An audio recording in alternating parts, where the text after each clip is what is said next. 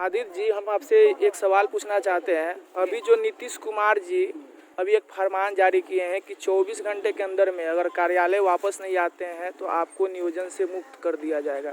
देखिए, यह जो सरकार है यह निश्चित रूप से हम जान रहे हैं कि दमनकारी सरकार है और इनके इस धौस से अगर कार्यपालक सहायक डर जाए तो निश्चित रूप से यह दुर्भाग्य की बात है।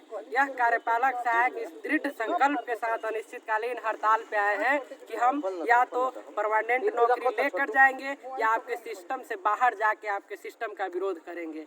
कार्यपालक सहायक के बदौलत ही सरकार का कोई भी योजना परियोजना सफल हो पाता है। ये अगर कार्यपालक सहायक नहीं रहे तो इनका एक भी योजना परियोजना सफल नहीं होगा। तो निश्चित रूप से कार्यपालक सहायक को डरने की बात नहीं है। अगर ये निकालना चाहते हैं तो बिहार के पूरे 30,000 कार्यपालक सहायक को निकाल कर देखें। हम इनके पैरेलल संगठन खड़ा करके इनके सारे कमियों को आम जनता के बीच ले जाने का काम करेंगे। यहाँ जरूरत है दृढ़ संकल्प के साथ सरकार के इन नीति के खिलाफ अड़े रहना। दोस्तों, हम ये जानते हैं कि ये लड़ाई सिर्फ कार्यपालक सहायक की लड़ाई नहीं है। ये लड़ाई उन तमाम युवाओं की लड़ाई है जो रोजगार के उद्देश्य से अपने जो सारे इच्छाएं हैं, अपनी सारी अपेक्षाएं हैं, इस युवा अवस्था में 4x4 के कमरे में समेट कर अपना एक तैयारी कर रहे हैं कि हमको सरकारी रोजगार होगा। लेकिन ये जो सरकार है तानाशाही सरकार है। इसके सरकार में सरकारी नौकरी एक भी नहीं आ रहा है।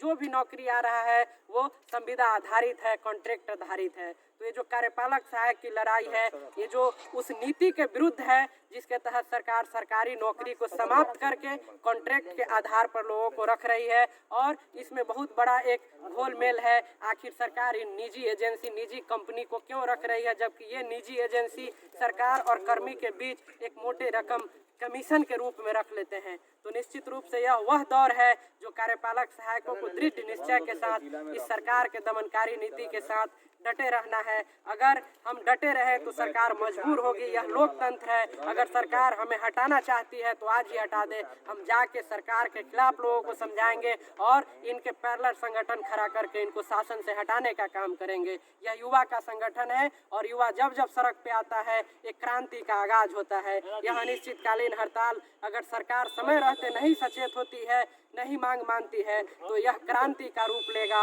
और हम लोग इस क्रांति के सूत्रधार बनेंगे। ये कार्यपालक सहायक संघ क्रांति का सूत्रधार बनेगा।